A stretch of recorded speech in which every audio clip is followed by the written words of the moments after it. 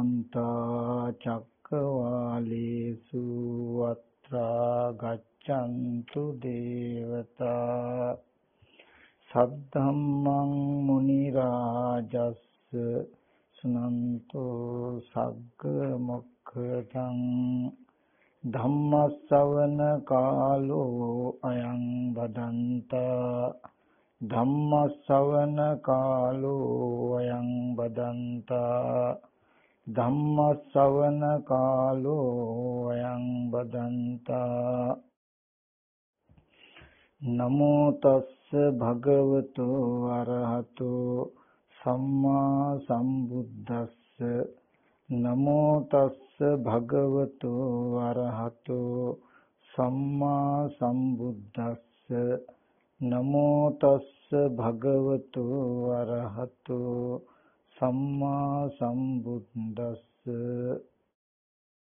පතව්‍යායේක රාජ්‍යේන සග්ගස්ස ගමනේන වා සබ්බ ලෝකාදිපච්චේන සෝතාපට්ටි පලං වරන්ති.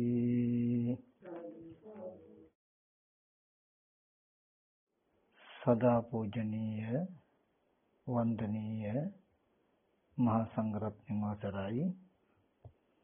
ශ්‍රද්ධා බුද්ධ සම්පන්න කාරුණික පින්වත්නි, මේ පින්වත් සියලු දෙනා දැන් මේ සූදානම් වෙන්නේ ලෝතර මාමෑණි බුදුරජාණන් වහන්සේ අපි කෙරෙහි අනුකම්පාවෙන් දේශනා කළ ඒ සසර දුක්ගිනි නිවෙන සද්ධර්මයෙන් බිඳක් ශ්‍රවණය කරන්නට.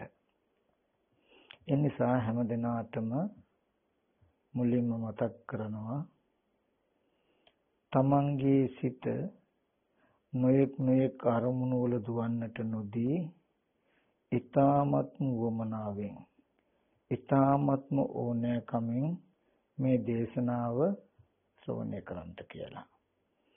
ඒ වගේමයි අද දවසේදී ඊ타මත්ම වටිනා ධම් කරුණු ටිකක් පැහැදිලි කරලා දෙන්න මම උත්සාහවත් වෙනවා.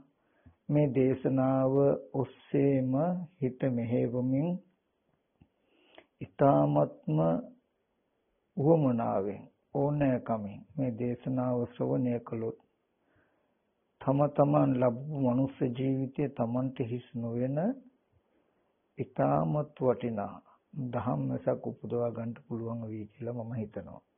ඒ නිසා මේ දේශනාව හොඳින් ශ්‍රවණය කරන්ට කියලා නැවතත් මතක් කරනවා. විශේෂයෙන්ම අද දවසේදී මට මතක් කරන්ට හිතුනේ පැහැදිලි කරලා දෙන්න ඕනේ කියලා හිතුණා. යම් කිසි කෙනෙක් මේ සසර ගමන සසර දුක අවසන් කරනවා නම් අවසන් කරගන්න වෙන්නේ චතුරාර්ය සත්‍ය අවබෝධ වීමෙන්. එතකොට අන්නේ චතුරාර්ය සත්‍ය අවබෝධය ඇති කරගන්නට අවශ්‍යම කාරණාව මොකක්ද කියන කාරණාව තව පැත්තකින් ගත්තොත් යම් කිසි කෙනෙක් දික්ටි සම්පන්නෙක් වෙනවා නම් දර්ශනයෙන් යුක්ත කෙනෙක් වෙනවා නම් ඒ දර්ශනයෙන් යුක්ත කෙනෙක් වෙන්නේ කුමන ආකාරයේ දර්ශනයක් දැකීමෙන්ද කියන කාරණාව පැහැදිලි කිරීමට. ඉතින් ඒ සඳහා තමයි මම අද මාතෘකා වශයෙන් ඊට උචිත ගාථාවක් මාතෘකා කළේ. ඒ ගාථාවෙන් පෙන්වන්නේ පතව්‍යායක රාජ්‍යයන මුළු පොළොවටම අධිපති එකම චක්‍රවර්ති රජ කෙනෙක් වෙනවටත් වඩා සග්ගස්ස ගමනේනවා.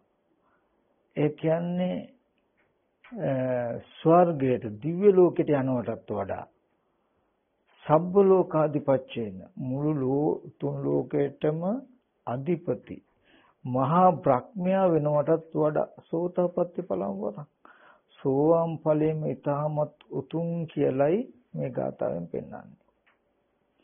එතකොට මුළු පොළොවටම අධිපති චක්‍රවර්ති රජ කෙනෙක් වෙනවට වඩා ඒ වගේම දිදුලුවට අධිපති සක්‍රෙක් වෙනවටත් වඩා මුළු තුන් ලෝකෙටම අධිපති කියා ගන්නා වූ මහා බ්‍රහ්මෙක් වෙනවටත් වඩා සෝතාපට්ටි සෝවාන් ඵලය බොහොම ශ්‍රේෂ්ඨයි වටිනවා කියලා. ඒකෙන් පෙන්වන්නේ අනිත් කුමන ලෝකෙ තුල ශ්‍රේෂ්ඨත්වයකට පත් උනත් ඒ කර්ම විපාකයේ අවසන් වෙලා ආපහු සසරට එන්න පුළුවන්. නමුත් යම්කිසි කෙනෙකුට මේ ධර්මයේ දකින්න පුළුවන් නම් සෝවාන් ඵලයටපත් වෙන්න පුළුවන් නම් නියතු සම්බෝධි පරායනෝ එපමණකින්ම එයා නිවනට නියත වෙච්ච කෙනෙක් මේ සසර දුක අවසන් කරගත්ත කෙනෙක්. ඒකයි බුදුරජාණන් වහන්සේ දවසක් මුං ඇට 7ක් පමණ වෙන ඊටාම චූටි ගල් කැට 7ක් අරගෙන වික්ෂුන් වහන්සේලාගෙන් අහනවා මහණෙනි මේ මුං ඇට 7ක් පමණ වෙන ගල් කැට 7ද වඩා ලොකු මේ හිමාල පර්වත රාජයාද? ස්වාමීන් භාග්‍යතුන් වහන්සේ මේ මුං ඇට 7ක් පමණ වෙන මේ ගල් කැට ඊටාමත් චූටි ස්වල්පයි. මේ හිමාල පර්වතයේම අතිශය මහත්. ඒක ගණනකටවත් යන්නේ මහන්නේ ඒ වගේ සෝවාන් වෙච්ච ditthi සම්පන්න කෙනාගේ ඉතුරු වෙච්ච දුක මෙන්න මේ මුං ඇට 7ක් පමණ වෙන ගල් කැට 4 විතර ඇති. එයාගේ ගෙවිච්ච නැති වෙච්ච දුක මේ හිමාල පර්වත රාජයා වගේ කියලා පෙන්නනවා. එතකොට මේ ලැබපු මනුස්ස ජීවිතය අපිට පුළුවන් නම් කොහොම හරි මේ ධර්මයේ දකින මට්ටමකට පත් වෙන්න එපමණකින්ම අපි ලැබුව මනුස්ස ජීවිතය හිස් වෙන්නේ නැහැ. ඉතින් ඊට අදාළ අවශ්‍යම කාරණා ටිකක් පැහැදිලි කරලා දෙන්න තමයි මම උත්සාහවත් වෙන්නේ. එතනදී අපි ගන්නවා මේ ශාසනයේ තථාගතයන් වහන්සේ පෙන්නපු ප්‍රතිපදාවෙන් ප්‍රහාණය කටයුතු කෙලස් තියෙනවා. සංයෝජන වශයෙන් 10ක් තියෙනවා. ඒ දස සංයෝජනයන් අතරින් සක්කාය දිට්ඨි විචිකිච්ඡා සීලබ්බත පරාමාස කියන මෙන්න මේ තුන් සංයෝජනය දිට්ඨි සහගත සංයෝජන. සංයෝජන කියන්නේ බැඳුමක්. ඒක හැබැයි නිකම්ම බැඳුමක් නෙවෙයි දිට්ඨි සහගත සංයෝජනයක් බැඳීමක්. ඊතුරු සංයෝජන 7 සංයෝජනයක් බැඳීමක් විතරයි දිට්ඨියක් නෑ. එතකොට මේ සංයෝජන වලත් වෙනස්කමක් තියෙනවා. ඒ තමයි මේ ditthi සහගත කෙලෙස් ටික මොනතරම් සීලයක් තිබුණත් මොනතරම් සමාධියක් තිබුණත් මොන විදිහේ වීර්යයක් තිබුණත් ගෙවෙන්නේ නැහැ, වේවන්න පුළුවන් කමක් නැහැ. ඒ ditthi සහගත කෙලෙස් ටික ගෙවෙන්නේ දර්ශනයකින්මයි. ඒ හින්දා ඒ කෙලෙස් ටිකට කියනවා දර්ශනයෙන් පහකට යුතු කෙලෙස් කියලා. ඊතුරු සංයෝජන 7 කාමරාග පටිඝ රූපරාග අරූපරාග මාන උද්දච්ච විජ්ජා කියලා එන්නන ඊතුරු සංයෝජන 7 මොනතරම් නුවණක් තිබුණත් ගෙවෙන්නේ නැහැ. ඒ සඳහා සීලය සමාධි වීර්ය ආදී චරණ ධර්මය අවශ්‍යමයි. සමාධි ආදී ධර්ම මුල් කරගෙන තමයි ඒ ටික ගෙවා ගන්නට ඕනේ. ඉතින් මෙතනදී දර්ශන භූමියටපත් වෙන්න. එහෙම නැත්නම් මේ දර්ශනයෙන් පහකට කෙලස් ටික ගෙවා ගන්න මේ ශාසනයේ පෙන්නලා තියෙනවා දර්ශනයක්. අන්න ඒ දර්ශනයට තමයි මේ ශාසනයේ පෙන්න දර්ශනය තමයි අපි චතුරාර්ය සත්‍ය කියලා කියන්නේ. හැබැයි මේ චතුරාර්ය සත්‍ය ගත්තාම අපි හැමෝම අද දවසේ චතුරාර්ය සත්‍ය කිව්වම දුක්ඛ සත්‍ය, සමුදය සත්‍ය, නිරෝධ සත්‍ය, මාර්ග සත්‍ය කියලා වචනයට කියනවා. දුක්ඛ සත්‍ය මොකද්ද කිව්වහමත් ඒක ජාතිපි දුක්ඛ, ජරාපි දුක්ඛ කියලා අපිට හොඳට විස්තර කරන්න පුළුවන්. ඒ චතුරාර්ය සත්‍ය ගැන පෙළ දහම කටපාඩම් අපිට. නමුත් අපේ ජීවිතයෙන් අපි මේ දර්ශනය දකින්නට ඕනේ. අපේ ජීවිතයෙන් මේ චතුරාර්ය සත්‍ය දකින්න නම් ඒ චතුරාර්ය සත්‍ය දැකීමට උපකාර වෙන පරයයක් තියෙනවා. චතුරාර්ය සත්‍ය කියලා කියන්නේ තව පැත්තකින් ගත්තාම අර්ථයක්. කුමන අර්ථයක්ද? පටිච්ච සමුප්පාද ධර්මයේ සම්මර්ෂණය කරනකොට ඇති වෙන අවබෝධයයි චතුරාර්ය සත්‍ය කියලා කියන්නේ. යම්කිසි කෙනෙකුට පටිච්ච සමුප්පාද ධර්මය හරහා චතුරාර්ය සත්‍ය අවබෝධ වුණොත් චතුරාර්ය සත්‍ය දකින්න පුළුවන් නම් ඒ දැකීමත් එක්කම එයාට පුබ්බන්තේ කංකති අපරන්තේ කංකති පුබ්බන්ත අපරන්තේ කංකති කියන කංකති කෙලෙස් විචිකිච්ඡා මේ සියල්ලම නැති වෙලා යනවා එපමණකින්ම තමන්ට ඕනනම් තමන් ditthi සම්පන්නයි කියලා කියන්න පුළුවන්. ඒ නිසා මම මෙතෙන් ඉඳන් විස්තර කරන මේ කාරණා ටික ඉතාමත් හොඳින් ඒ ඔස්සේම හිත මෙහෙවන්න කියලා මතක් කරනවා. එතනදී මේ දර්ශනයටපත් වෙන්න අපිට තියෙන ප්‍රධාන න්‍යාය තමයි මේ පටිච්ච සමුප්පාද ධර්මයේ නුවණින් මෙනෙහි කිරීම සම්මර්ෂණය කිරීම. ඒකයි යෝ පටිච්ච සමුප්පාදං පස්සෝ ධම්මං පස්සති. යෝ ධම්මං පස්සෝ පටිච්ච සමුප්පාදං පස්සති කියලා ධර්මයේ සඳහන් වෙන්නේ. ඒ කියන්නේ යම් කිසි කෙනෙක් පටිච්ච සමුප්පාදය දැක්කොත් ධර්මයේ දැක්ක වෙනවා. ධර්මයේ දැක්කොත් පටිච්ච සමුප්පාදය දැක්ක වෙනවා. එතකොට ඒ ධර්මයේ දැක්ක නැත්නම් චතුරාර්ය සත්‍ය අවබෝධ කරගන්න නම් පටිච්ච සමුප්පාදය අවබෝධ වෙන්න ඕනේ. මොකද ditthi සම්පන්න පුද්ගලයාගේ ප්‍රධානම ලක්ෂණයක් තියෙයි. බුද්ධිය අවිච්ඡප්පසාදේ, ධම්මිය අවිච්ඡප්පසාදේ, සංඝිය අවිච්ඡප්පසාදේ, ඒ වගේම අරියකාන්ත සීලය, අරියාය ඥායෝ දිත්තෝ හොති සුද්ධිත්තෝ. අරියාය ආර්යෝ න්‍යායෝ පටිච්ච සමුප්පාද ධර්මයේ දැක්කේ වේ මනාව දැක්කේ වේ. නිකම්ම නෙමෙයි බුදුරජාණන් වහන්සේ කෙරෙහි ධර්මයේ කෙරෙහි සංඝයා කෙරෙහි නොසැලෙන ගුණයෙන් යුක්ත උනේ ආර්යකාන්ත සීලයෙන් යුක්ත උනේ නිකන් නෙමෙයි මොකක්ද ආර්ය න්‍යායෝ පටිච්ච සමුප්පාද ධර්මයේ දිත්තෝ හොති සුද්ධිත්තෝ. එයා දැක්ක කොහොමද මනාව දැක්කා. ඒ පිළිබඳව කෙසේද විමුතියක් නැහැ.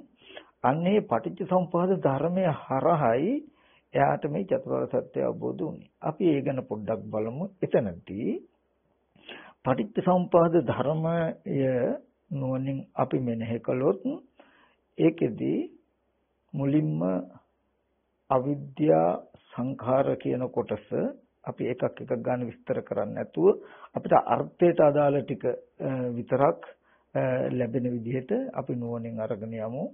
ඒ කියන්නේ පෙර ආත්ම භාවයක පෙර ජීවිතයක අපි කොතනක හරි හිටියානම් අවිද්‍යාවෙන් කරන ලද කර්ම අපි මිනිසෙක් වුණාම මිනිසෙක් වෙන්න නම් පෙර ජීවිතයේ කළ අවිද්‍යාවෙන් කරන ලද කර්ම තමයි මේ අවිද්‍යා සංකාර කියලා කියන්නේ.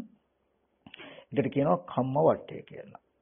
එතකොට ඒ පෙර අවිද්‍යා කර්මය නිසා අපිට ඒකට ලැබුණු භූමිය නැත්තම් වටපිටාව තමයි කර්මයෙන් හටගත්ත මේ ශරීරය මේ කය. එහෙම නැත්නම් තව පැත්තෙන් ගත්තොත් අපිට කියන්න පුළුවන් මේ සවිඥානික කය පෙර කර්මයට විපාකයක්. ඇහැ කන දිව නාසය ශරීරය මනස කියන මේ සිතයි කයයි දෙක ගත්තාම පෙර අවිද්‍යා කර්මයට හටගත්තු විපාක ධර්මතාවයක්. එතනදී හොඳට මෙන්න මෙතන අපි සිහිය පිහිටවන්නට ඕනේ, නුවණ පිහිටවන්නට ඕනේ. පෙර අවිද්‍යාව කියලා කියන්නේ සත්‍යයක් හෝ පුද්ගලයෙක් නෙවෙයි. අවිද්‍යාව කියන්නේ ඇත්ත ඇති හැටි නොදන්නාකම කියන ධර්මතාවයක්. අවිද්‍යා පත්‍ය සංකාර. අවිද්‍යාවයි ප්‍රත්‍ය උනේ කර්ම කරන්න නම්. එතකොට මම කර්ම රැස් කෙරුවා හෝ පුද්ගලයා කර්ම රැස් කරනවා හෝ සත්‍ය කර්ම රැස් කරනවා නෙමෙයි. අවිද්‍යාව නැමැති ධර්මතාවය නිසා තමයි මේ කර්ම සකස් වෙනවා කියන ධර්මතාවය වෙන්නේ. සංකාර පත්‍ය විඥාන. එතකොට ඒ කර්මය නිසා නම් ප්‍රතිසන්දි විඥානය හටගන්නේ. කර්මය කියනකොට අවිද්‍යාව නැමැති ධර්මතාවයෙන් හටගත්ත දෙයක් නම් ඒබඳු ධර්මතාවයකින් හටගත්ත විපාකයක් තමයි ප්‍රතිසන්දි විපාකසිත. එතකොට මේ තව සත්වයක ඉපදිලා හෝ පුද්ගලයෙක් ඉපදිලා හෝ අපි උපන්න නෙමෙයි. සංකාර පත්‍ය විඥානං කියනකොට පෙර කර්මය නිසා මේ ප්‍රතිසන්දි සිත. ඒ ප්‍රතිසන්දි සිත මේ රූපයට පැමිණියට පස්සේ මේ රූපය හැදිලා තියෙන්නේ මව්පියන්ගේ ලේ ධාතුව නිසා, ඒ වගේම කනබුන ආහාර නිසා, පඨවි ආපෝ තේජෝ වායෝ කියන සතර මහා ධාතුන් යුක්ත මේ කය තමයි සවිඥානික වෙලා තියෙන්නේ. එතකොට දැන් මෙතන තියෙන්නේ පෙර අවිද්‍යා කර්මයට හටගත්ත ප්‍රතිසන්දි සිතත් කනබුන ආහාරයෙන් හැදුණු සතර මහා ධාතු රූපියත් කියන මෙන්න මේ ධර්මතා දෙක තමයි අපිට මේ කය නැත්තම් අපි කෙනෙක් කියලා හිතන තැනක තියෙන ධර්මතාවය. එතකොට මේ කයේ ස්වභාවය, මේ රූපේ ස්වභාවය තමයි හොඳට මතක තබා ගන්නට ඕනේ. ඒ ප්‍රතිසන්දි විඥානයේ බැසගත්තේ සතර මහා ධාතු රූප කලාපයකට. එතකොට කනබුන ආහාරය නිසා නැවත නැවත මෙහෙන් රූපය වර්ධනය වුණා.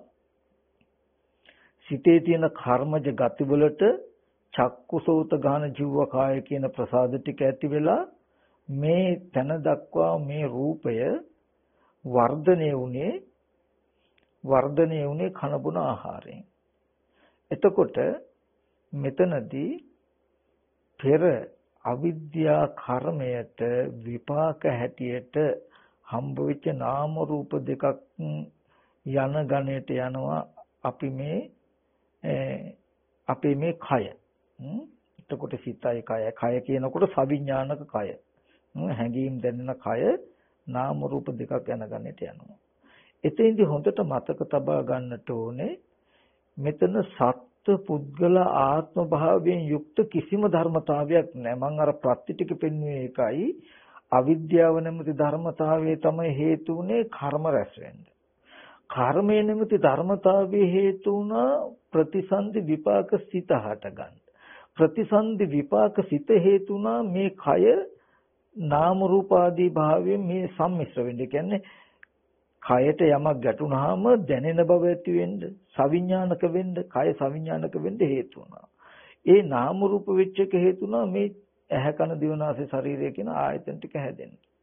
කියලා එකින් එක ධර්මතාවයක්.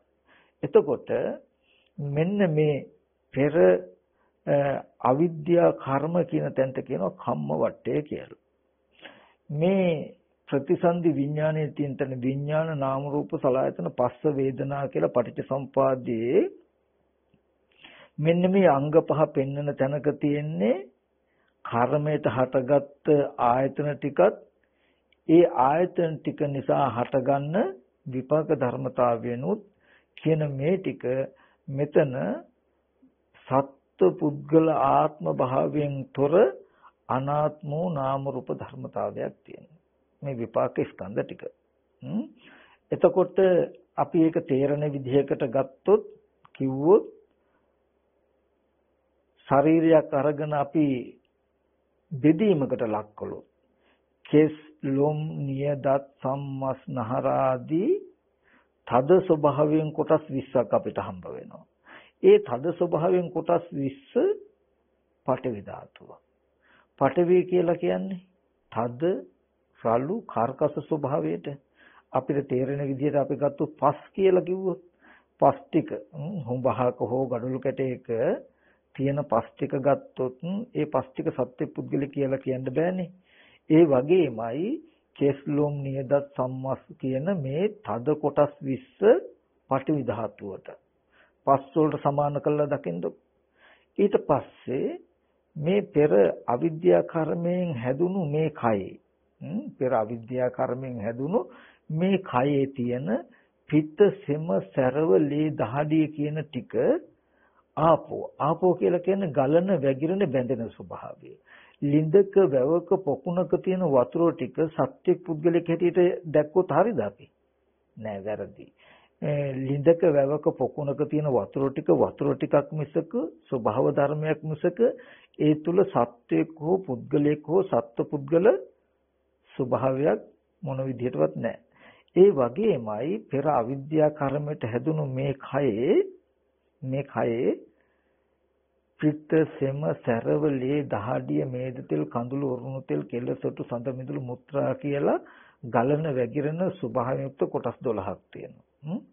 එතකොට ඔන්න දැන් තද ස්වභාවයෙන් පස් වලට අයිති කොටස් අපි 20ක් කතා කළා. පෙර අවිද්‍යා කර්මයට හැදුණු මේ කයේ. පෙර අවිද්‍යා කර්මයට හැදුණු මේ කයේ ගලන වැగిරෙන බැඳෙන ස්වභාවයුක්ත කොටස් 12ක් තිබුණා. ඊට පස්සේ සූර්ය රශ්මියක හෝ ගිනි ගොඩක හෝ තියෙන උෂ්ණයක් ගන්න. ඒ උෂ්ණ ස්වභාවයේ සත්වයක් හෝ පුද්ගලයෙක් කියලා අපිට කියන්න බෑනේ. ස්වභාව ධර්මය. ඒ වගේමයි මේ ශරීරයේ තියෙනවා කන බොන ආහාර පාන දිරවන උෂ්ණත්වයක් තියෙනවා. ශරීරයේ පැවැත්මට අයිති උෂ්ණත්වයක් තියෙනවා. මේ ශරීරයේ කෙස් පැහෙන එතකොට හැම රැලි වැටෙන මේ වගේ ඉන්ද්‍රිය මොහු කරන උෂ්ණත්වයක් තියෙනවා. ඒ තේජෝ ස්වභාවයත් උෂ්ණ ස්වභාවයත් ගිනි ගොඩක තියෙන උෂ්ණ ස්වභාවය සමානයි. පෙර අවිද්‍යා කර්මයට හැදුණු. ඊට පස්සේ බාහිර ගස්වැල් පෙරළමින් සොලොමින් හමන හුලඟක් ගන්නකො වායු ස්වභාවයක්. ඒ වායු ස්වභාවයේ සත්‍යයක් හරි පුද්ගලයෙක් හරි කියලා දැක්කොත් අපි හරිද? නෑ. එහෙනම් මේ වායු ස්වභාවය ස්වභාව මාත්‍රයක් මිසක සත්පුද්ගල ආත්ම භවෙන් තොරයි. ඒ වගේම මේ ශරීරේ පෙර අවිද්‍යා කර්මයට හැදුණු මේ ශරීරයේ තියෙනවා වායු ස්වභාව 6ක්. ආස්වාස ප්‍රස්වාස වාතේ මල මුත්‍ර බැහැර කරන අදෝගම් වාතේ ඉක්කා ඔක්කාරය වගේ ගති එන උඩ දිශාවට අමන වාතේ කන බොන ආහාර පාන කුස ආමාශය තුලේ පෙරළලා දිරවීමට උපකාර කරන කොට්ටාස වාතේ ඒ වගේම අතපය හකුළු වණ්ඩ දිගහරින්න උදව් වෙන අංගමංගානුසාරී වාතේ ඒ වගේම කුස ඇතුලේ බඩවල ඇතුළත හැසිරෙන කුච්චිත වාතය කියලා මේ වගේ වායු කොටස් 6ක් තියෙනවා. අපි මේ මෙන්න මේ වායු ටික අර බාහිර වායු ස්වභාවය සමානයි. හොඳට බලන්න පෙර අවිද්‍යා කර්මයට හැදුණු මේ ශරීරය අපි සම්පූර්ණ බෙදීමකට ලක් කරලා බැලුවා. සත්වයක් හෝ පුද්ගලයෙක් හෝ සත්පුද්ගල භාවයෙන් යුක්ත එකම කොටසක්වත් මේ ශරීරයේ කොතනකවත් තිබුණාද? නැහැ. එහෙනම් මේ බඳු අපි දැන් අද හිතාගෙන ඉන්නේ ශරීරයක් දිහා බලලා ඇඟිල්ල දික් කරනෝනේ මේ සත්වය කොහේ ඉඳන් එන්නේ ඇද්ද?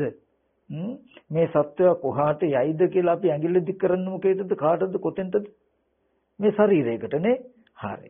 පෙර අවිද්‍යා කර්මයෙන් හැදුණු මේ ශරීරයට ඒකද පෙර ජීවිතේ ඉඳලා මේ ශරීරය ගෙනවද? නෑ. පෙර අවිද්‍යා කර්මෙන් හැදුණු කියන කෙනුත් කියන්නේ මව් කුසක මව්පියන්ගේ ලේ ධාතුව නිසා හැදිච්ච ඊටාම සියුම් රූප කලාප මාත්‍රයක්. උකට පෙන්වන ප්‍රතිසන්දිශනයේදී ප්‍රතිසන්දි ගන්න අවස්ථාවේදී විඥාණයට උපකාර වෙන මව් කුසක තියෙන බීජ කලලේ ප්‍රමාණය අස්ලොමක් අස්සේගේ ලුම් ගහක් තලතලක ඔබලා 7 වතාවක් ගසා දැම්මුවත් තෙල් වල සියුම් ගතියක් අර අස්ලොමේ තුඩේ හිටිනවා. අන්න ඒ බඳු මට්ටමේ සියුම් රූපයකට තමයි මේ විඥානය පැමිණෙන්නේ. එතකොට මේ අද අපි කියන විදිහේ කයක්වත් ඒ බඳු රූප කලාපයක්වත් අරගෙන ආවනේ. මේ රූප කලාපය මව්පියන්ගේ ලේ ධාතුව නිසා එකතු වීම නිසා මව් කුස තුල තැම්පත් වෙලා තිබුණු බීජ කලලේ තත්වය කොච්චරද? අස්ලොමක් තලතලක බහලා 7 වතාවක් ගසක් දැම්මුවම ඉතුරු වෙන්නේ අපිට ඇහැට පෙනෙන ප්‍රමාණයක් නෙවෙයි මේ කියන්නේ. එතකොට අන්න ඒ බඳු පියවි ඇහැටවත් පෙනෙන්නේ නැති ප්‍රමාණයේ රූප කලලයකට තමයි මේ කර්ම විඥානේ බැසගත්තේ. එතකොට එදා ඉඳලා මේ විඥානේ තියෙන නිසා රූපය නරක්ුනේ නැහැ. මව් කුසෙන් ගසාගෙන එළියට ගියේ නැහැ. පෙර අවිද්‍යා කර්මයෙන් මොකද කළේ? මේ රූපය ස්ථාවර කළා. එදා ඉඳන් මව් කුසේ තියෙනකොට මව කන බොන ආහාරයෙන්ම මේ රූපේ එන්න පෝෂණය වෙලා ඔන්න මව් කුස තුලදී ඉඳලා තමයි මේ රූපේ හැදෙන්න ගත්තේ. එතකොට අන්නේ ඒ අවිද්‍යා කර්මෙන් තමයි මේ රූපය කුණු වෙන්න නරක වෙන්න නොදී මව කුස තුල ඉඳලම රැකගෙන එන්නේ. අදටත් එහෙමයි අවිද්‍යා කර්මෙන් හටගත්ත මේ චිත්තචෛසික ටික කොයි වෙලාවක හරි පිට වුණොත් හිත නිරුද්ධ වුණොත් මේ කය පවතීද? පවතින්නේ. ඒ නිසාමයි මේ නැවතත් අවිද්‍යා කර්මෙන් හටගත්ත කය කියලා කියන්නේ නායම් වික්කවේ කායෝ තුම්හාකං නාපි අඤ්ඤේසම් පුරාණ මිදම් වික්කවේ කම්මං. මහණෙනි මේ කය නුඹලගෙත් නෙමෙයි නාපි අඤ්ඤේස තව කෙනෙකුගෙත් නෙමෙයි පුරාණ මිදම් වික්කවේ කම්මං. මහණෙනි මේ පුරාණ කර්මෙන් හටගත්තේ. මොකද මේ කර්මය තමයි මේ කය නොනැසී පවතින ආධාර කරලා තියෙන්නේ. උපකාර කරලා තියෙන්නේ. ඒ පුරාණ කර්මයට හටගත්ත චිත්තචෛසික ටික. ඒ පුරාණ කර්මයට හටගත්ත චිත්තචෛසික ටික මේ කය කුණු වෙන්නේ නරක වෙන්නේ නැති වෙන්න උපකාරයි. ඊට පස්සේ මේ කය ඒ චිත්තචෛසික ටික පවතින උපකාරයි. කර්මයට හටගත්ත චිත්තචෛසික ටිකට පවතින කය උපකාරයි. කය පවතින හිත උපකාරයි.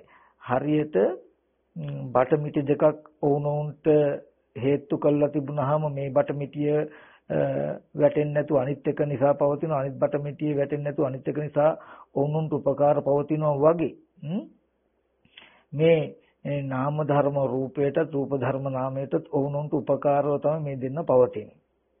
එතකොට එතන තිබුණේ ධර්මතාවයක් කියන එක පෙන්වන්නයි මම මේ ශරීරය සම්පූර්ණම බෙදලා ධාතු ස්වභාවයකට පෙන්වන්නේ. ඔන්න දැන් පෙර අවිද්‍යා කර්මයට අනාත්ම මහා භූතයන්ගෙන් යුක්ත රූපයක් තමයි හැදුනේ. හරිනේ? අවිද්‍යා සංකාර කියන තැන කර්මය මේ අවිද්‍යා කර්මෙන් හටගත්ත නාමකය රූපකයටත් රූපකය නාමකයටත් උපකාරීව පවත්නා ධර්මතාවයක් ඌතන විපාකය.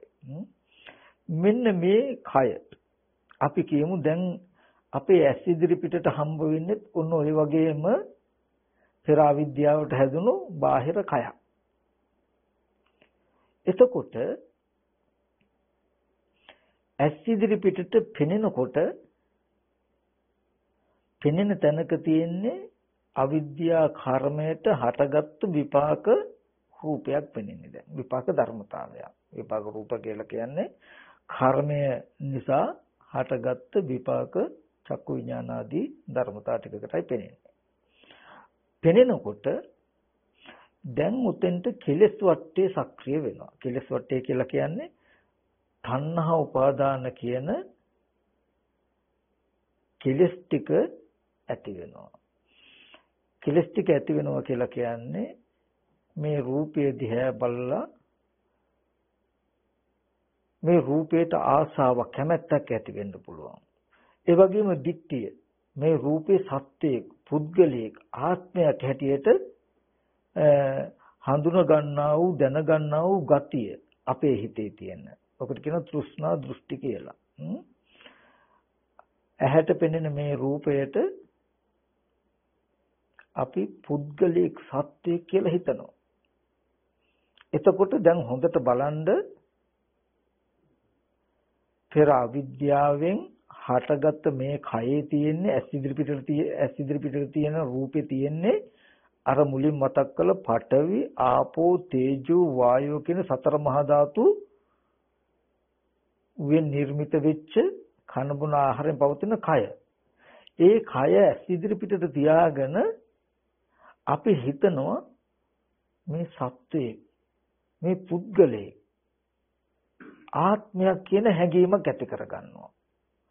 ඒ හැඟීම වර්තමාන මනෝ විඥාන මට්ටමේ ඇති වෙන චේතනාවක් අපි ගාව. වර්තමාන ඇස් ඉදිරි පිටට ආපු රූපයට වර්තමාන සිතෙන් මේ පුද්ගලයෙක් කියලා අපි හිතනවා. පුද්ගලයෙක් කියලා අපිට හිතෙනවා. ඒකට තමයි අත්වාද උපාදානය කියලා කියන රූපං අත්තතෝ සමුනුපස්සති. රූපය ආත්ම වශයෙන් දකිනවා. රූපය ආත්ම වශයෙන් හිතනවා. ඔන්න දැන් පෙර කර්මයට විපාක ස්කන්ධ ටිකක් හම්බුනහම ඒකට තෘෂ්ණා වශයෙන්, ditthi වශයෙන් දිට්ඨි වශයෙන් කියන්නේ පුද්ගලික සත්වයක් හැටියට හිතුවාම අපි පුද්ගලික සත්වයක් කියලා අපි හිතපු ටිකත් අර පෙනෙන රූපයත් දෙකම නිසා අපිට දැනුමක් ඇති වෙනවා මේ ඉදිරියෙන් ඉන්නේ පුද්ගලයෙක් කියන දැනුමක් ඇති වෙනවා. අන්නේ දැනුමට තමයි කියන්නේ භවය කියලා කියන්නේ. බාහිර වස්තු ආරම්භය දැනගත්ත කම. ඒ වගේමයි තමන්ගේ ශරීරයටත් අපි දැක්ක පෙර අවිද්‍යා කර්මයට හටගත්ත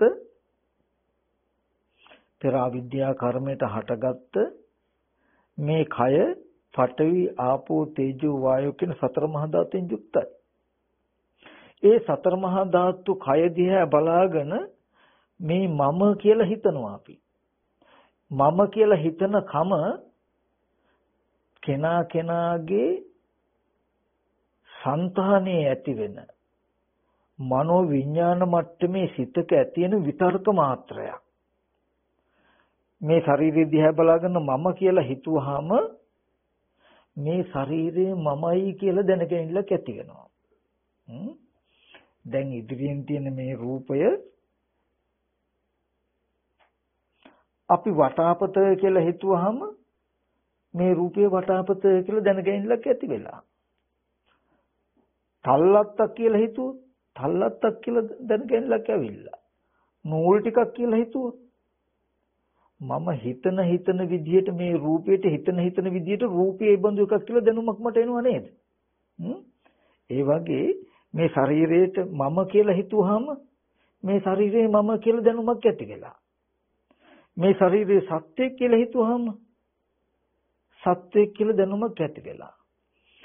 ඒ වගේ ඇහැට පෙනෙන මට්ටමේ පෙනෙන තැන දක්වාම ආධ්‍යාත්මික ඒ කියන්නේ තමන් කියන කය පැත්තෙත් බාහිර තියෙන අනිත් කයවල් පැත්තේ තිබුණේ පෙර අවිද්‍යා කර්මයට හටගත්ත අර මුලින් කිව්ව පඨවි කොටස් ස්වභාවයට අයිති තද ස්වභාවයට අයිති කොටස් 20 ආපෝ ගලන වැగిරෙන ස්වභාවයට අයිති කොටස් 12 දවන තවන දිරවන තේජෝ ස්වභාවයට අයිති කොටස් 4 හමන පිම්බෙන හැකිලෙන ස්වභාවයෙන් යුක්ත වායෝ කොටස් 6 කියන මෙන්න මේ ධාතු ස්වභාවයෙන් නිර්මාණය වෙච්ච කයවල ටිකක් තමයි ආධ්‍යාත්මිකත් බාහිරත් ඇස් ඉදිරිපිටට එන්නේ. ආධ්‍යාත්මික කය දිහා බලාගෙන මම කියලා හිතුවාම මේ සතර මහා ධාතු රූපമിതിයේ මම කියලා දැනුමක් ඇති වෙනවා. බාහිර රූපේ හිතාගෙන ඉන්නකොට මේ පුද්ගලයෙක් මේ සත්වෙක් මේ සුනිල් මේ නිමල් මේ කමල් කියලා අපි එක එක ප්‍රඥාප්තියෙන් හිතනකොට ඒ රූපේ එබඳු පුද්ගලයෙක් කෙනෙක් කියන දැනුමක් අපිට ඇති වෙනවා. අන්තිමට සමස්තයක් වශයෙන් ගත්තාම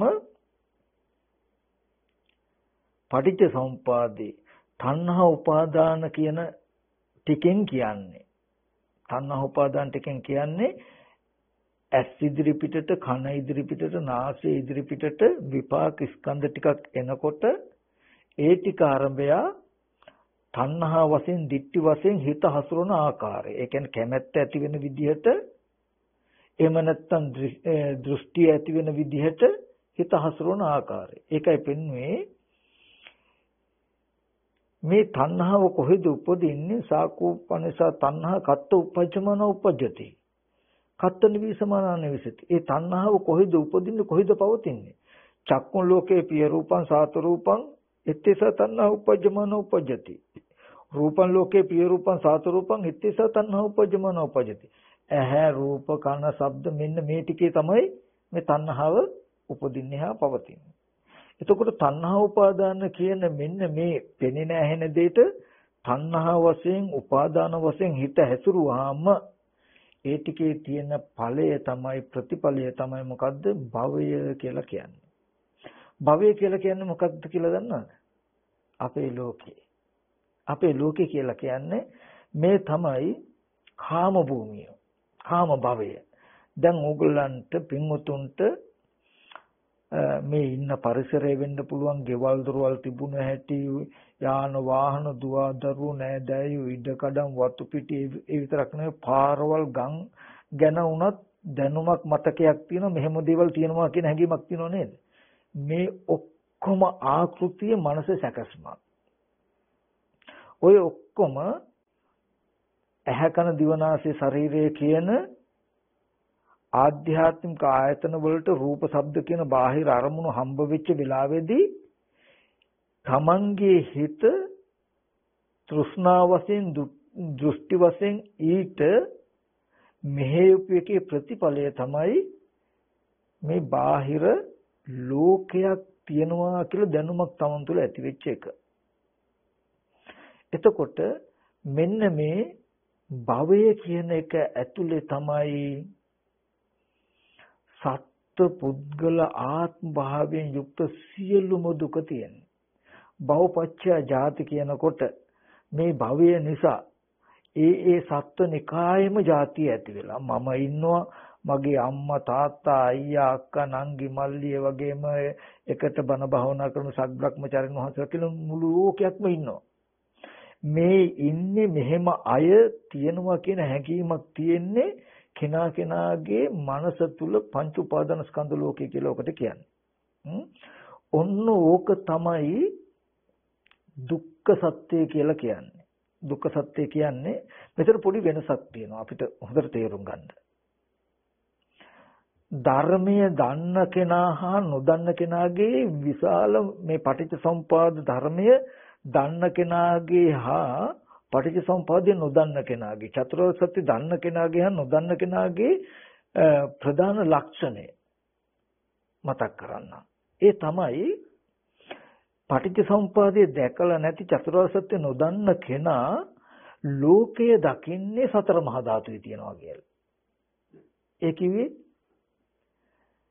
පුද්ගලයෝ, සත්වයෝ, ගෙවල්, දොරවල්, ඉඩකඩම් කියන මේ හැම එකක්ම බලපු, ඒ කියන්නේ පෙනුණු, ඇහුණු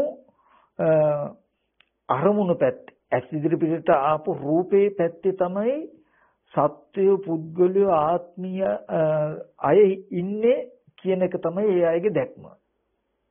ඒ කියන්නේ දැන් ඇස් ඉදිරි පිටට ආවේ මොන වගේ රූපයක්ද? කන බොන ආහාරයෙන් හැදුණු, පෙර අවිද්‍යා කර්මයට කන බොන ආහාරයෙන් හැදුණු සතර මහා ධාතු රූපේනේ. හරි. සතර මහා ධාතු රූපයට සත්‍යයේ පුද්ගලයෙක් කියලා හිතලා ඒ රූපේ සත්‍යයේ පුද්ගලයෙක් කියලා අපිට දැනුමක් ආවහම දැන් බාහිර රූපේ පැත්තේ සත්‍යයේ පුද්ගලෙක් ඉන්නවා කියලා දැනුමක් හැදිලා තියෙයි කාටද? අපිට. බාහිර රූපයේ පුද්ගලයෙක් කියලා දැනුමක් අපිට හැදිලා තියෙනවා කියන එක දන්නේ පටිච්ච සමුප්පාදයේ තේරුණු කෙනෙකුට විතරයි. නැත්තම් අනිත් කෙනා දන්නේ නැහැ බාහිර රූපේ සත්‍යයක් ඉන්නවා කියලා දැනුමක් හැදිලා තියෙනවා කියලා බාහිර රූපය තුල සත්‍යයක් ඉන්නවාමයි කියලා එයා හිතන්නේ. චතුරාර්ය මම කියන එක තේරුම් ගන්න පුළුවන්ද කියලා බලන්න. ඇස් ඉදිරි පිටට ආවේ පෙර අවිද්‍යා කර්මයට හැදුණු පඨවි කොටස් 20කින්, ආපෝ කොටස් 12කින්, තේජෝ කොටස් 4කින්, වායෝ කොටස් 6කින් යුක්ත කනබුන ආහාරයෙන් යුක්ත රූපයක් නම් හොඳට තහවුරු කරගන්න ඒ පඨවි කොටස් 12 ඇතුලේ සත්‍ය පුද්ගලෙක් ඉන්නවා හෝ හිටියද? නැහැ. ආපෝ කොටස් 12 ඇතුලේ සත්‍ය පුද්ගලෙක් ඉන්නවා හෝ හිටියා හෝ වෙනවද? නැහැ. වායෝ කොටස් 4 ඇතුලේ මේ 6 ඇතුලේ තේජෝ කොටස් 4 ඇතුලේ සත්‍යයක් හිටියා හෝ ඉන්නව වෙනවද? නැහැ. ධාතුවමනේ. හරි. එබඳු සතර මහා ධාතු රූපය ඇස් ඉදිරි පිටට තියාගෙන මේ සත්‍යයක්, මේ තවත් පුද්ගලයෙක් කියලා අපි හිතුවෝ. දැන් හිතන්නේ කවුද? අපිමයි. අපි පුද්ගලයෙක් කියලා හිතුවොත් අර ඉදිරියෙන් තියෙන සතර මහා ධාතු රූපයේ පුද්ගලයෙක් කියලා දැනුමක් අපිට එනවද නැද්ද? දැන් මේ සතර මහා ධාතු රූපේ මේ පුද්ගලයෙක්. මේ තව සත්‍යයක් කියන හැඟීමක් අපිට ඇති වුණොත් අපි ගාව තියෙන හැඟීමට අනුව ඒ රූපේ සත්‍යයක් කියලා අපිම දැනගන්නවා. හරි. දැන් රූපේ සත්‍යය කියලා අපි දැනගන්නවා කියන සිද්ධිය වෙච්ච හැටි අපි දන්නවා. නමුත් ඔහොම සිද්ධියක් රූපේ සත්‍යය කියලා අපි දැනගන්නවා කියන එක අපිට හෙලිපෙහෙලි කරගන්න බැරි වුණොත් අපිට හිතෙන්නේ බාහිර සත්‍යයක් ඉන්න හින්දා සත්‍යය කියලා දැනුමක් ඇති වෙලා කියලායි. කෙටියෙන් ගත්තාම චතුරාර්ය සත්‍ය නොදන්නා ලෝකයක් තුල අර අපි ඉස්සෙල්ලා කතා කළ කුණුප කොටස් 32කින් නෙමෙයි පෙර අවිද්‍යා කර්මයට හටගත්ත සතර මහා ධාතුව තුල සත්‍ය පුද්ගලයෝ ඉන්නවා කියන එක තමයි ලෝකයා දකින්නේ.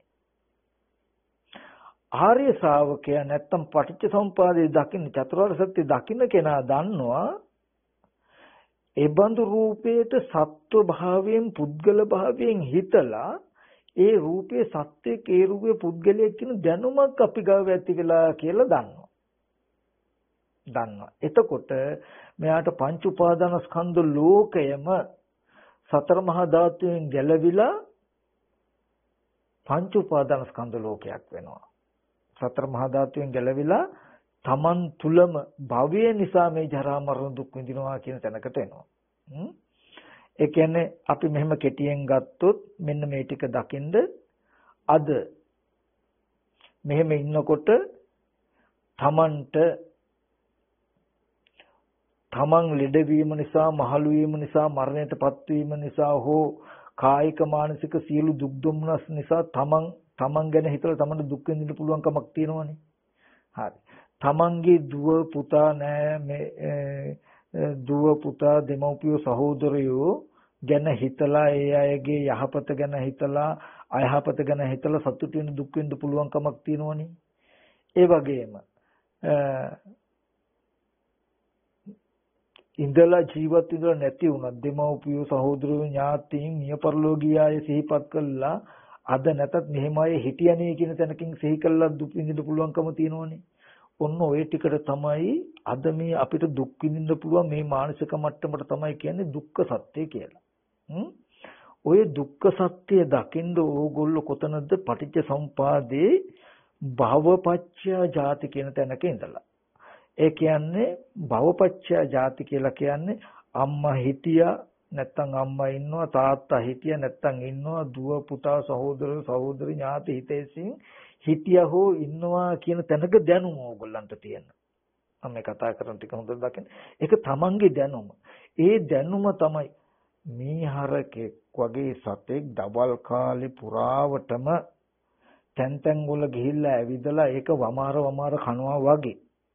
මේ ආයතන ටික අරගෙන හැමතැනම ඇවිදලා ඒ ආයතන ටිකට මේ පුද්ගලෙක් මේ සත්‍යෙක් මේ මිනිස්සෙක්ගේ කටහඬ මේ කපුටෙක්ගේ කටහඬ කියලා ඇහෙන ශබ්ද වලට රූප වලට හිතලා නිමිති හදාගෙන මනසේ පැත්තකට ගිහිල්ලා ඒක හිතේ තියෙන දේවල් වමාර දුක් විඳින තැන තමයි මීහරක දවස පුරාම තැන් වල ගිහිල්ලා කන අවස්ථාව වගේ දකින්නකෝ ඇහෙන් රූප බලනවා කනෙන් ශබ්ද අහනවා නාසයෙන් ගඳ සුවඳ බලනවා කියන අවස්ථාව හරිද කාලා හවසට කොටුවට ඇවිල්ලා වමාර ආපහු කනවා වගේ තමයි භවපච්චය ජාති කියන එක දකින්න පැත්තකට වෙලා ගිහිල්ලා ඉඳලා අර සිහි කරගත්ත දැනගත්ත දේවල් හිතෙන් නැවත මතක් කර අනේ ළමයාට මෙහෙම කරන්න ඕනේ ළමයා මේ තත්ත්වයට ගන්න ඕනේ නැත්තම් අහවලාට මෙහෙම වුණා නේද මම අපරාධී මේ විදිහට කිව්වේ ඒ විදිහට කළේ අපරාධී කිය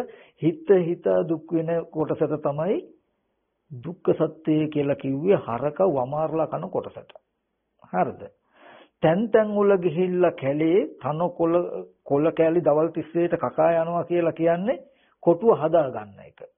විපාක ස්කන්ධ ටිකට තණ්හා උපාදාන එකතු වෙන තැන තමයි හරක කෑම කන අවස්ථාව වගේ.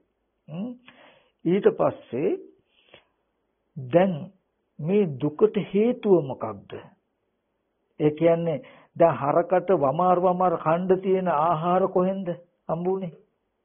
දවල් පුරාවට ඒ තැඟුල කාපුවානේ නේද?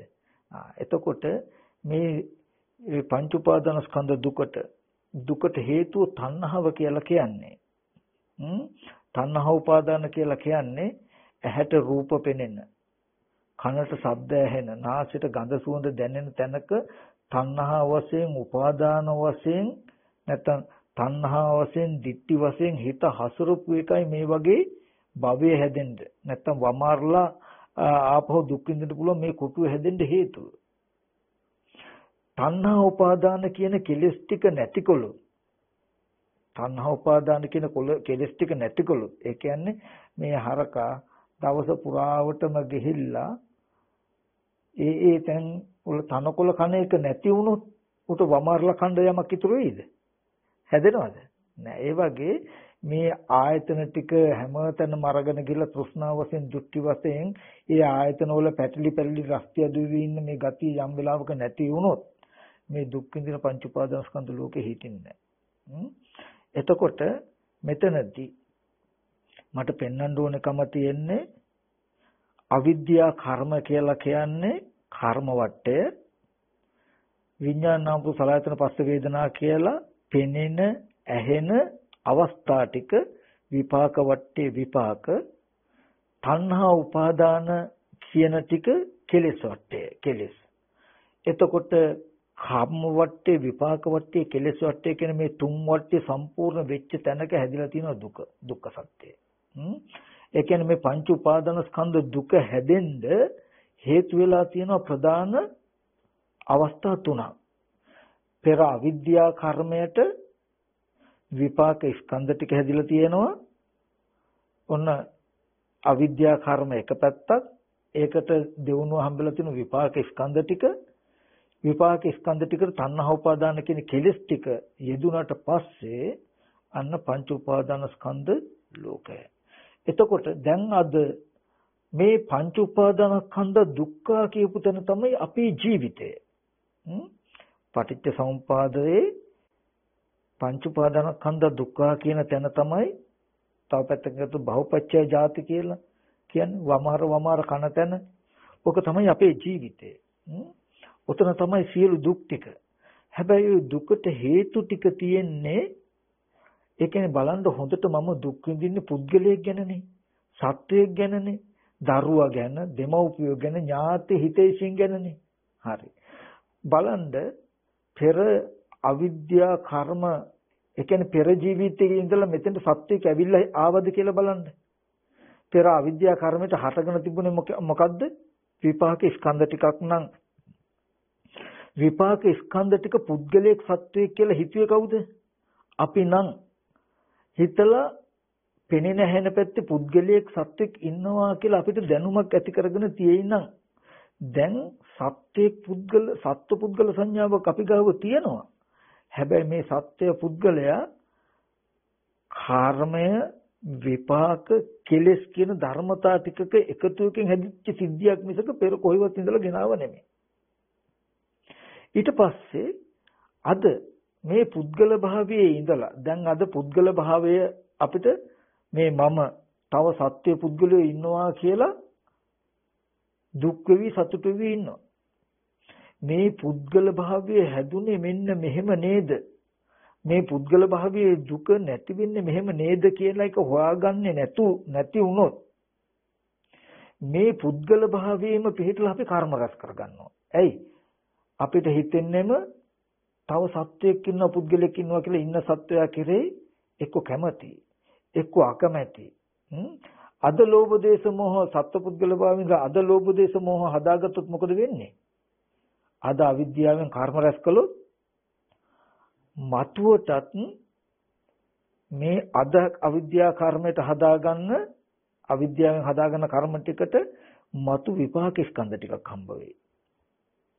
උන ආයෙත් පුද්ගලයෙක් කියන්නේ. එදාටත් විපාක ස්කන්ධ ටිකට තණ්හා උපාදාන කියන කෙලෙස් ටික යෙදුනහම, ඒ කියන්නේ තෘෂ්ණා වශයෙන්, සත්පුද්ගල භාවයෙන් හිතන දිට්ඨි වශයෙන් ස්කන්ධ ටිකට හේතුවහම එදාටත් ඒ ස්කන්ධ ටික සත්‍ය පුද්ගලික කියන හැඟීමයි. එදාට සත්‍ය පුද්ගල භාවයේ දුක විඳි. හැබැයි මෙහි ඉඳන් සත්‍යයක් ගියේ නැහැ. අද එදාටත් එතන සත්‍ය පුද්ගල භාවයේ දුක් විඳිනකොට මේ දුක ඇති උනේ කොහොමද? කර්මයට විපාක ස්කන්ධ ටිකක් ඇති වෙලා විපාක ස්කන්ධ ටිකට පුද්ගල භාවයේ ඇති වෙන විදිහේ කෙලස් ටිකක් යොදාගත්ත නිසා මේ පුද්ගල භාවයක් ඇති වෙලා නේද කියලා දැනුම එදාටත් නැති වුණොත් එදාට පුද්ගල භාවයේ ඉඳලා කර්ම රැස් කරගන්නවා. ඒ කර්මයට ආයත් විපාක ස්කන්ධ ටිකක් හැදෙනවා. මේ අවිද්‍යාවේ කෙලවරක් නැහැ. මේ පටිච්චසමුප්පාද ධර්මතාවයේ කෙලවරක් නැහැ. මෙන්න මේ ටික දැක්කොත් ditthi සම්පන්න කෙනාගේ ප්‍රධානම ලක්ෂණයක් දකිනවා. ඒ තමයි පෙර අවිද්‍යා කර්මයට හටගත්තු විපාක ස්කන්ධ ටිකක් කියලා දකිනවා. විපාක ස්කන්ධ ටික හොඳටම අනාත්මයි කියලා පැහැදිලි යාට. අනාත්ම ස්කන්ධ ටිකට ඇත්ත නොදන්නා කම නිසා ආත්ම විදියට හිතනවා. හිතලා ආත්ම විදියට දැනගන්නවා.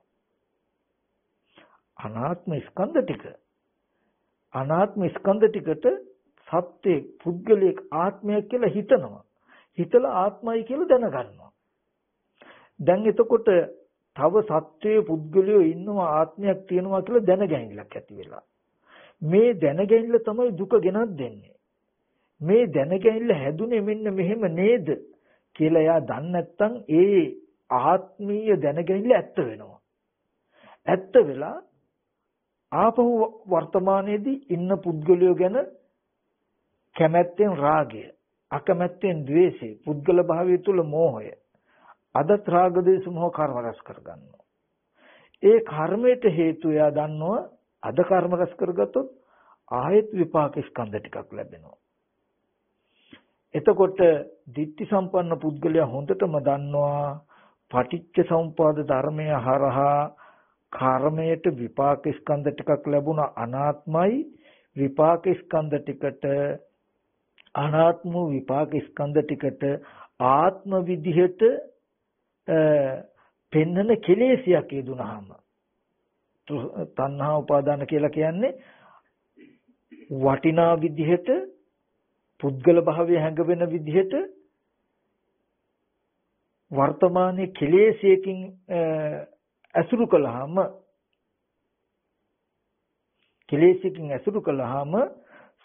සත්වය පුද්ගලයෝ ඉන්න වටිනා නොවටිනාකම් තියෙන ලෝකයක් පිළිබඳ දැනුමක් Taman තුල හැදෙනවා. ඔන්න දැන් වටිනා නොවටිනා කමෙන් යුක්ත සත්ව පුද්ගල ආත්ම භාවයෙන් යුක්ත ලෝකයක් පිළිබඳ තියෙන දැනුම තමයි දුක ගෙනත් දෙන්නේ. දුකට හේතුව හැටියට යා දකින්නේ වටිනා නොවටිනාකමට හිතපු ආත්ම දෘෂ්ටිය පුද්ගල භාවය ඇති වෙන විදිහට හිතපු කෙලෙසියයි මේ දුකට හේතුව කියලා දකින්නේ. ඒ කෙලෙස් ටික ඇති උනේ කොතනද? විපාක ස්කන්ධ ටිකේ. විපාක ස්කන්ධ ටික ඇති උනේ කොතනද? පෙර අවිද්‍යා කර්මය. අවිද්‍යා කර්මයට හටගත්තු විපාක ස්කන්ධ ටික චක්කුං අනත්තා, රූපං අනත්තා, සෝතං අනත්තා, සද්දා අනත්තා. අනාත්මමයි විපාක ස්කන්ධ. අනාත්ම වුණාට ඇහැට පෙනෙන රූපයට ආත්ම විදියට නම් හිතුවේ, කනට ඇහෙන ශබ්දයට ආත්ම විදියට නම් හිතුවේ. අන්න ඒ ආත්ම විදියට හිතන එක තමයි තණ්හා උපාදාන කියලා කියන්නේ. භවය හැදුනේ කොහොමද? පුද්ගලෙක් ඉන්නවා කියන දැනුම. ශබ්දයේ පුද්ගලිකයේ කියන දැනුමක් තමයි අපිට හැදිලා තියෙන්නේ. භවය හැදිලා තියෙන්නේ. භවපච්චය ජාති. දැන් භවය නිසා ජාතිය වෙනකොට ඒ කියන්නේ මට සිහි කරන්න තියෙන්නම පුද්ගලයෝ ගැන. ඒ සත්වය ගැන, පුද්ගලයෝ ගැන. ඒ සත්ත්ව පුද්ගලයන් නිසා ඉන්නේ ජරා මරණ දුකමයි මට විඳින්න තියෙන්නේ. එතකොට දැන් සත්ත්ව පුද්ගල භාවයේ දුක තියෙයි. දුකට හේතුව මේ පුද්ගල භාවය, සත්ත්ව භාවයේ වටිනාකම ඇති වෙන විදිහට හිත මෙහෙයොප්පු කම කියලා දකිනවා. පුද්ගල භාවයේ, සත්ත්ව භාවයේ නිසා එන දුක පවතින්නේ නැහැ. පුද්ගල භාවයේ ඇති වෙන විදිහට වටිනාකම ඇති වෙන විදිහට සිත මෙහෙයුවේ නැත්තම් තණ්හා උපාදාන කියන කෙලෙස් නැති වුණු මේ දුක හිතින්නේ.